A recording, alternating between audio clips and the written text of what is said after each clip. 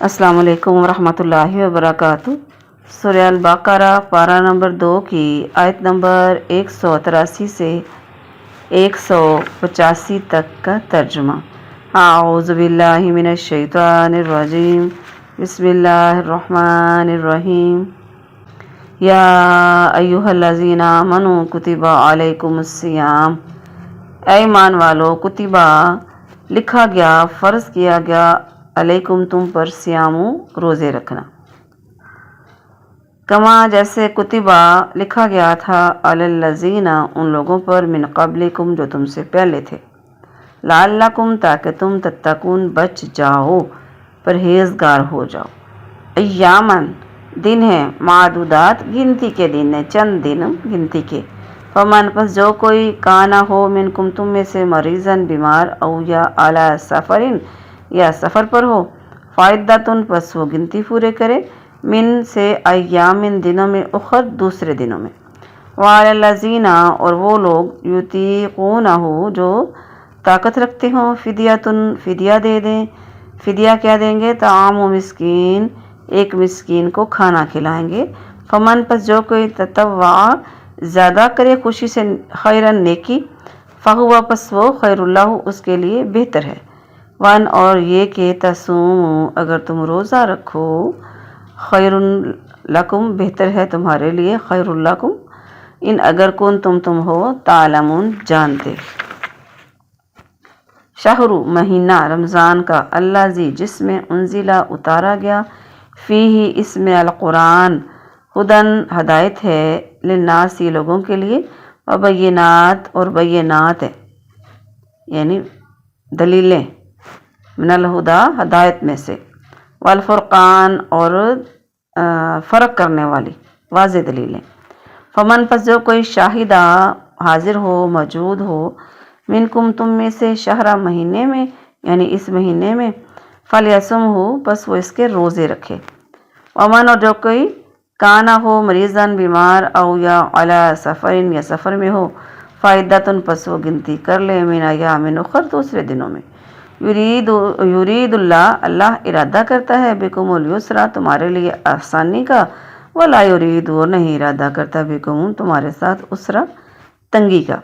वली तुकमिलू और तुम मुकम्मल कर लो, इद्दा गिनती, वली तुकब्बिरू और बढ़ाई बयान करो अल्लाह की, अला उस पर, माँ जो हदाकुम उसने तुम्हें हदायत दी, वला अल्लाकुम और ताकि तुम तशकुरून शुक्र करो। बामुहावरा तर्जुमा। ए लोगो जो ईमान लाए हो, तुम पर रोज़ा रखना लिख दिया गया है, जैसे उन लोगों पर लिखा गया जो तुमसे पहले थे, ताकि तुम बच जाओ। गिने हुए चंद दिनों में, फिर तुम में से जो कोई बीमार हो या किसी सफ़र पर हो, तो दूसरे दिनों से गिनती पूरी करना है।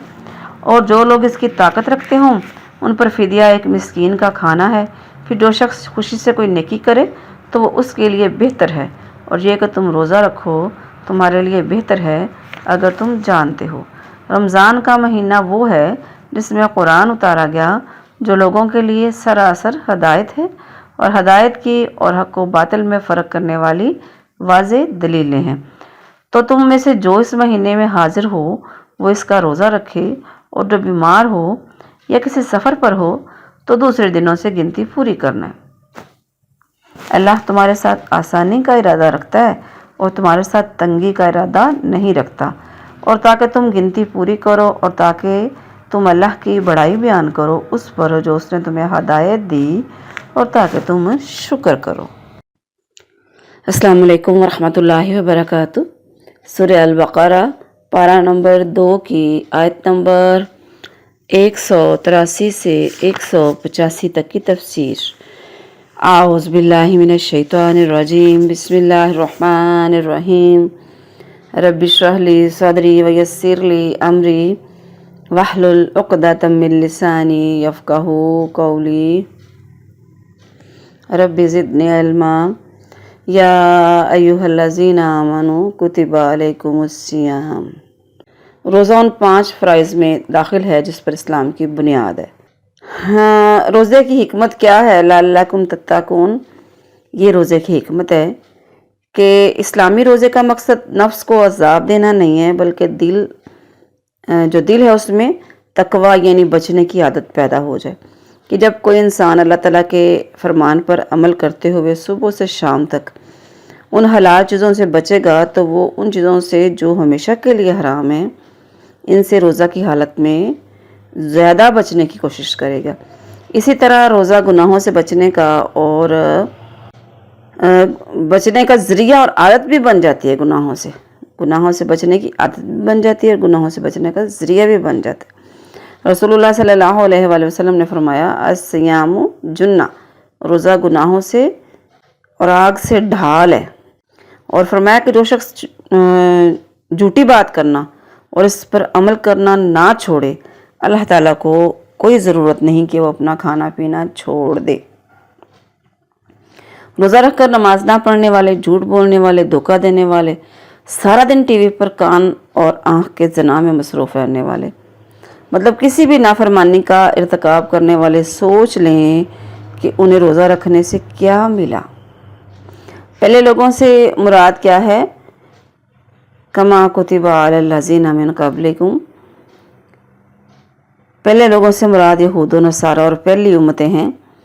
روزے کی جو فرضیت ہے وہ 2 ہجری میں نازل ہوئی، 2 ہجری میں روزے فرض ہوئے، اور روزے نے آہستہ آہستہ پھر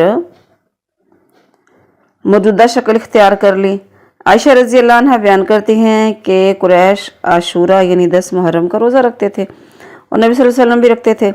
جب مدینہ میں آئے تو اس دن کا روزہ رکھا اور اس کے رکھنے کا اللہ کے نبی نے حکم دیا۔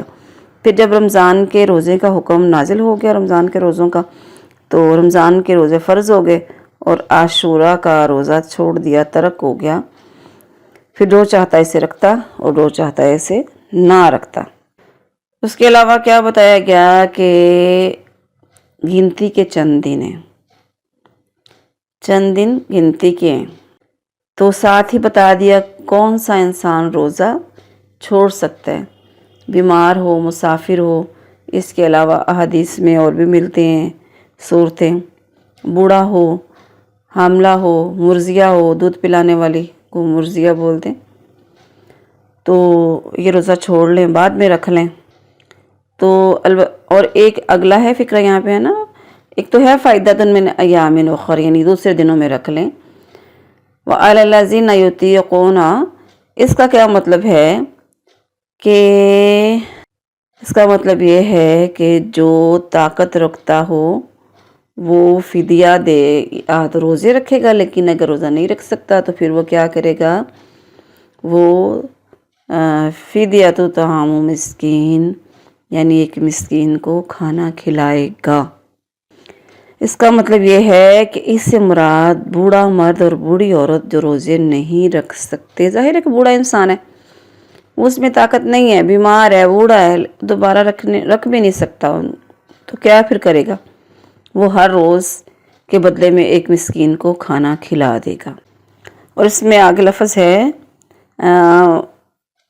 فمن تطوع خیرا، یعنی ایک سے زیادہ مسکینوں کو کھانا کھلا دے تو یہ تو پھر اس کے لیے بھلائی ہے، نیکی ہے۔ ویسے تو اس کا ایک جگہ پہ آتا ہے کہ ایک روزے کی جگہ 1 کلو اناج فدیہ میں دے دیا جائے، یا مسکین کو بلا کر وہی کھانا کھلا دیں جیسا وہ گھر میں کھاتے ہوں۔ آیت نمبر 185، شہر رمضان الذی انزل فیہ القرآن، یعنی اس ماہ لیلۃ القدر میں قرآن کا نزول شروع ہوا، پھر یعنی رمضان المبارک میں قرآن مجید جو ہے آسمان دنیا پہ آیا اور وہاں سے تھوڑا تھوڑا کر کے 23 برس میں مکمل ہو گیا۔ تو یہ بھی پتہ چلا کہ ماہ رمضان کے ساتھ قرآن مجید کا خاص تعلق ہے۔ اس میں کثرت کے ساتھ قرآن مجید کو پڑھنا، اس کی تلاوت کرنا اور قیام کرنا چاہیے۔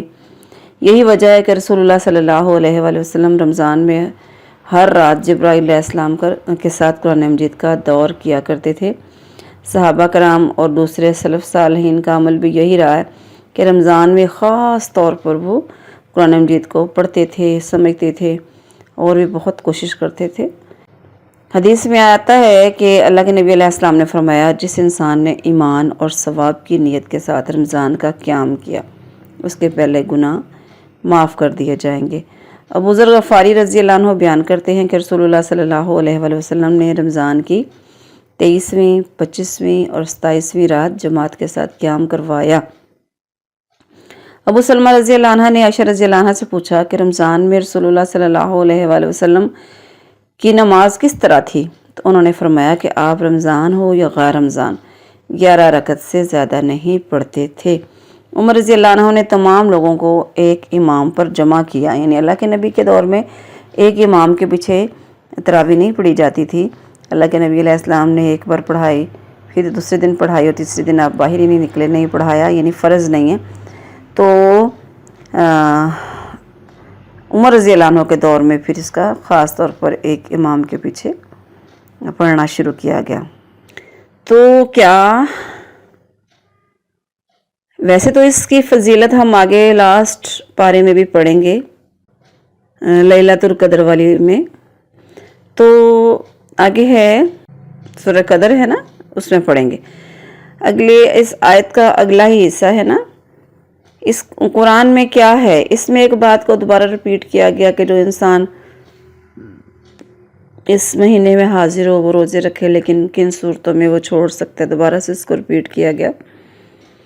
پھر اللہ نے فرمایا یرید اللہ بکم الیسر، اللہ تمہارے لیے آسانی چاہتا ہے، اللہ تمہارے لیے تنگی نہیں چاہتا۔ اس کا مطلب یہ ہے اگر مسلسل روزے رکھنا فرض ہوتا کہ ہاں کسی صورت چھوڑنے ہی نہیں ہے تو مشکل ہو جاتا، تو اللہ تو انسانوں کے لیے آسانی چاہتا ہے۔